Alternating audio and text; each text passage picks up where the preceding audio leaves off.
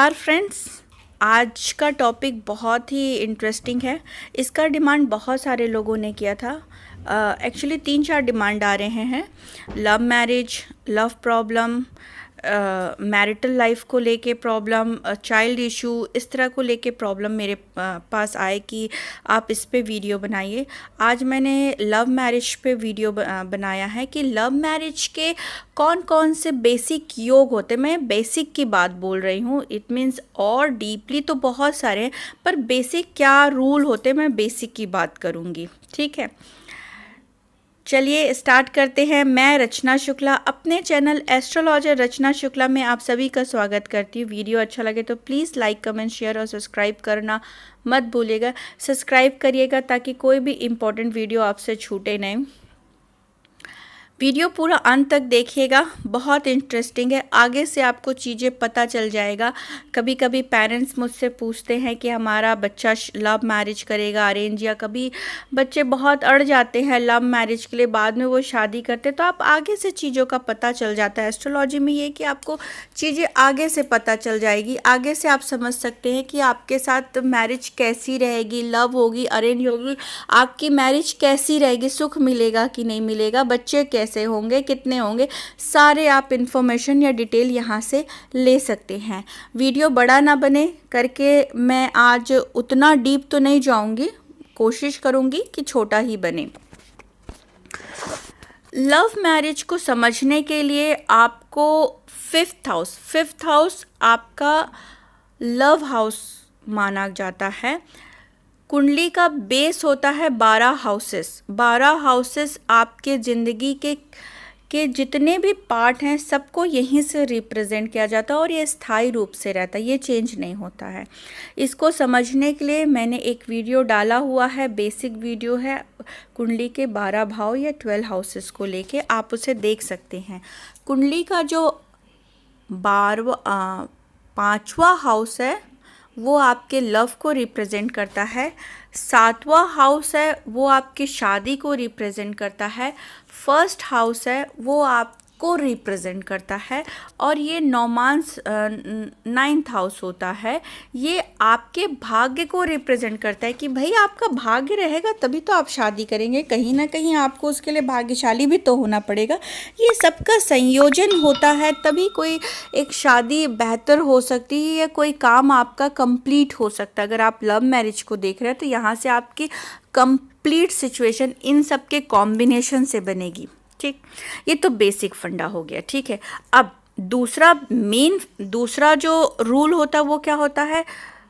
कुंडली में 2 आचार्य होते हैं, 2 गुरु होते हैं। एक होते हैं गुरु बृहस्पति और एक होते हैं गुरु शुक्राचार्य, या आप उनको गुरु ग्रह बोल लीजिए और शुक्र ग्रह बोल लीजिए। गुरु जो होते हैं वो आपको इसलिए समझना, इन दोनों आचार्य, ये दोनों ग्रहों को समझना इसलिए ज़रूरी है कि कई बार ऐसे युति बनते हैं, पर अगर गुरु बहुत मजबूत है तो वो लड़की या लड़का कभी भी लव मैरिज में नहीं जाएगा। वो बोलेगा ठीक है लव हुआ ओके, पर मेरे पेरेंट्स अलाउ नहीं कर रहे हैं क्योंकि मैं संस्कारी हूँ, मैं अपने परिवार का नाक नहीं कटने दूंगी। बहुत सारे बात होते हैं ना कि कोई इस को लेके कि मेरे मम्मी पापा का इमोशन है, मैं उनको हर्ट नहीं करूँगी, क्योंकि गुरु का नेचर आपको समझना होगा। वो संस्कार, सभ्यता, रीति रिवाज, परंपरा को बताते हैं, ये पहला। दूसरा, गुरु ये बताते हैं कि दूसरे की संतुष्टि और दूसरे की खुशी, अगर किसी का गुरु प्रभावित है या गुरु अच्छा है तो वो व्यक्ति हमेशा दूसरों के लिए करने के लिए सोचेगा। कुछ मैं समाज को, अपने घर वालों को, अपनों को कुछ करूं, उनके लिए कुछ दूं, उनका दिल नहीं दुखाऊं। कई ऐसे बड़े बड़े लोग होते हैं जो समाज में बहुत कुछ दे रहे हैं। आज इतनी अच्छी अच्छी चीज़ें हम उपयोग कर रहे हैं, ये उन्हीं सब गुरु के इफ़ेक्ट वालों का ही है जो हमें उनकी सेवाएं मिलती है। ठीक है, तो गुरु उन चीज़ों को रिप्रेजेंट करता है, तो वो कभी ऐसा अपने घर वालों का दिल तोड़ के नहीं जाएगा। अगर उसके घर वाले, तो कभी कभी यहाँ पर जब हम प्रॉब्लम की बात बोलेंगे लव मैरिज, तो ये प्रॉब्लम आ जाएगी। और शुक्र, आज तो शुक्र की बात होगी, आज गुरु की बात नहीं होगी। शुक्र जो कि लव को रिप्रेजेंट करते हैं, अगर शुक्र कहीं ना कहीं से प्रभावित है, एक्टिव है, भले कुंडली गुरु प्रधान क्यों ना हो, पर उस जातक का, यहाँ जातक शब्द यूज़ किया जाता है जो कि मेल और फीमेल दोनों के लिए रिप्रेजेंट करेगा। कुंडली का एक वर्ड होता है जातक, ठीक है। क्योंकि मेरी जो हॉरोस्कोप है कई कंट्रीज़ देखते हैं, तो वो मुझसे क्वेश्चन पूछते हैं, क्योंकि मैं हिंदी में बोलती हूँ इसलिए मुझसे पूछते हैं। जातक मतलब या तो लड़का या लड़की, ठीक है। जातक अगर शुक्र से प्रभावित है, ठीक है, तो वो कहीं ना कहीं लव में जरूर जाएगा। उसका बड़ा क्रेज होगा, भले ही वो अरेंज मैरिज वाला हो, पर उसको लव को लेके बड़ा चाव रहेगा। वो अपनी शादी को ही लव में बना देता है। इट मीन आप कभी ऐसे रोमांटिक कपल को देखना कि लगेगा कि ये तो लव मैरिज ही, क्योंकि बाद में पता चलेगा नहीं टोटली अरेंज थी, बट वो बड़ा ही प्यार को रिप्रेजेंट करता है, ठीक है। मी, माई सेल्फ को रिप्रेजेंट करेगा। वो सबसे बारे में अपने सुख को देखेगा, जिससे वो प्यार करता है उसके सुख को देखेगा, ठीक है। बस ये दो में रहता है। बचता खुचता है तो थर्ड पार्टी को देंगे, पहले हम यूज़ कर ले, हमसे बचे तो हम तुम्हें दे दे। ये शुक्र का सिद्धांत होता है, ठीक है। पर ये लव के लिए बहुत ज़रूरी है। अगर ये आपके परिवार में है, शुक्र का प्रभाव है, तो ऐसे लोग बहुत ही ज़्यादा रोमांटिक होते हैं, केयरिंग होते हैं, लविंग होते हैं। ऐसे कपल लाइफ को बहुत इंजॉय करते हैं जहाँ प्यार रहता है। और जहाँ गुरु का प्रभाव है तो वो केयरिंग रहेंगे, रिस्पेक्ट करेंगे अपने पार्टनर की, ठीक है। प्यार भी रहेगा, पर चलो शुक्र बहुत कमज़ोर है तो प्यार को अपन कम कर देते, बट एज अ रिस्पेक्ट रहेगा, एज अ केयरिंग रहेगा। अगर उनकी शादी में गड़बड़ है तब की बात बोल रही हूँ, अगर गुरु ही प्रभावित है तो शादी नहीं टूटती है, ठीक। आप समझ गए। दूसरी चीज़ कि गुरु और शुक्र का कुंडली में कितना प्रभाव रहता है। तो शुक्र एक्टिव रहता है तो उनकी कुंडली में लव के चांसेस बहुत ज़्यादा रहते हैं। तीसरी एक्टिव चीज़ होती है मंगल, मांगलिक, कभी कभी मांगलिक भी होते हैं, या मंगल का प्रभाव। मंगल कहीं ना कहीं से 5th हाउस को, 7th हाउस के मालिक को प्रभावित कर रहा है, या वहाँ जाके मंगल बैठ गया है, या उसकी दृष्टि में भी मैं आती हूँ। दृष्टि हो, आस्पेक्ट हो, या कंजक्शन हो, या वो मांगलिक हो, वो 1st हाउस से बना हो, या फिर आपके 7th हाउस से बना हो। बहुत सारे रहते हैं। इसके मैं एग्जांपल्स आपको अपने समय समय पर कुंडली विश्लेषण में आपको दूंगी कि कैसे योग बना है इनका लव मैरिज का। मंगल अगर एक्टिव है, कहीं ना कहीं से उसका आस्पेक्ट है, कंजक्शन है, या मांगलिक उस घर से बन रहा है, तो भी लव मैरिज के लिए जाएगा। क्योंकि मंगल क्या है, हिम्मत है, करेज है। जितनी भी सिंपल जातक रहेगा, सिंपल इन द सेंस कि बिल्कुल शांत, कभी सोच भी नहीं सकते कि वो बोलेगा, पर वो भाग जाएगा घर से शादी करने के लिए। वो हिम्मत दिखाएगा जो कभी आप उम्मीद नहीं कर सकते शादी के लिए। वो हिम्मत दिखाता है, ताकत दिखाएगा कि वो बगावत कर सकता है इस शादी के लिए, अगर मंगल कहीं ना कहीं से प्रभावित है। मंगल और शुक्र चलो दोनों ही कुंडली में एक्टिव नहीं है, अगर 5th और 7th से उनका कोई रिलेशनशिप नहीं, फिर भी मंगल और शुक्र कभी कभी दोनों मिलते हैं, और दोनों एक्टिव होना चाहिए ना, एक्टिव होना चाहिए, तो भी लव मैरिज के चांसेस बना देती है। और most of the second love marriage हो रही, फर्स्ट तो अरेंज होगी, सेकेंड पे वो जा रहे हैं, या उनके रिलेशनशिप बने और फिर वो शादी कर रहे, लाइक इस तरह के भी कंडीशंस बनाता है मंगल और शुक्र। तो मंगल और शुक्र का भी कंजक्शन ये लव मैरिज के योग को बनाएगा। तीसरी चीज़ होती है 5th और 7th हाउस का आपस में संबंध।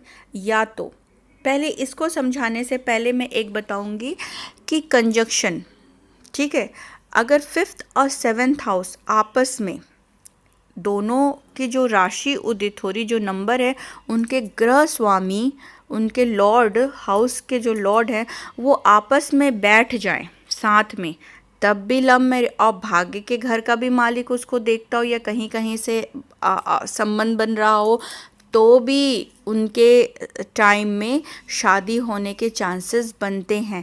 ये मैंने कंजक्शन बताया, साथ में युति बताई। अब आता है आस्पेक्ट। देखना, आपस में ये लोग देखते हैं एक दूसरे को। 5th हाउस और 7th हाउस के जो लॉर्ड होते हैं वो आपस में दृष्टि संबंध रहता है तो भी लव मैरिज के चांसेस बनते हैं। अब दृष्टि संबंध क्या होता है, साथ में बैठना तो समझ गए कि ठीक है, एक लड़की लड़का काम जा रहे थे, काम पे जाते थे, दोनों ने आपस में समय बिताया, काफ़ी लंबा एक साथ काम किया, दोनों का आपस में मिलना हुआ और शादी हो गई। एक होता है दृष्टि संबंध, आमने सामने से दृष्टि संबंध, हमको भगवान ने दृष्टि दी, हम सामने भी देख सकते, साइड में भी देख सकते, वैसी सभी ग्रहों को दृष्टि संबंध दिया गया। 7th दृष्टि मतलब अपने से 7वां घर वो देख सकते हैं, ठीक, पहला शर्त। उसके बाद यहाँ राहु केतु को मैं छोड़ रही हूँ। जैसे गुरु को 3 दृष्टि मिली हुई है, शनि को भी 3 दृष्टि मिली हुई है, जैसे वो 3रा घर देख सकते हैं, 7वां घर देख सकते हैं और 10वां घर। मंगल को भी दृष्टि मिलती है, जैसे वो 4था घर देख सकते हैं, 7वां घर देख सकते हैं, 8वां घर देख सकते हैं। तो सब ग्रहों को अपनी अपनी दृष्टि संबंध मिला हुआ है कि वो किन किन हाउस को ऐसे देख सकते हैं। राहु केतु को भी मिला हुआ है। तो दृष्टि संबंध अगर 5th और 7th का है या उन पे भाग्य 9th जो हाउस है उनके ग्रह का दृष्टि है या लग्न से कोई कंजक्शन है या दृष्टि है, तब भी लव मैरिज के चांसेस बनते हैं। चंद्र और शुक्र भी एक सूत्र है, चंद्र और शुक्र का भी जब कंजक्शन होता है तब भी दोनों के लव मैरिज बनने के चांसेस बनते हैं। अब और आते हैं और डीप में घुसते हैं, ठीक है। अब एक बनता है शनि। शनि भी जब बैठता है तो एक तो शनि थोड़ा अगर 7th हाउस से कनेक्टेड है तो वो करियर ओरिएंटेड बना देता है। ऐसा व्यक्ति थोड़ा लेट से शादी करना चाहेगा, वो बोलेगा करियर पे पहले फोकस देता हूँ, पर बड़े उम्र के लड़के के साथ शादी करने के लिए वो बोलेगा, बड़ा उम्र या बड़ी उम्र की लड़की या छोटा अपने से छोटे, इस तरह की भी शादी के लिए शनि रिस्पॉन्सिबल होते हैं। अगर शनि का कहीं ना कहीं आस्पेक्ट है 5th और 7th से तो रहेगा ही रहेगा, पर शनि अगर वहाँ पर और ज़्यादा प्रभावित है, अगर राहु वहाँ पर है तो राहु भी बोलेगा। राहु तो वैसे ही लव मैरिज को भी क्योंकि वो तो सभ्यता या संस्कृति को मानता ही नहीं ना, वो कोई नियम कानून को नहीं मानता, वो गुरु को नहीं मानता। जहाँ राहु है वहाँ गुरु नहीं, जहाँ गुरु है वहाँ राहु नहीं है। तो अगर गुरु उस कुंडली में प्रभावित नहीं है तो राहु क्या बोलेगा।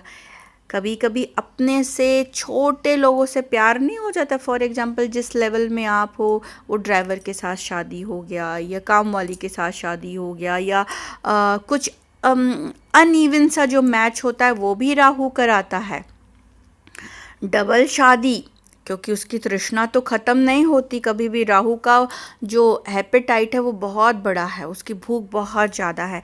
तो कभी कभी जो दूसरी शादी के भी योग बनते हैं लव के, वो इसी के कारण, राहु के कारण शादी के, लव मैरिज के योग बनते हैं। राहु अपने में ही पूर्ण है शादी कराने के लिए, कहीं से ना यूतो हो ना दृष्टो हो, तो भी वो अपने आप में कंप्लीट है।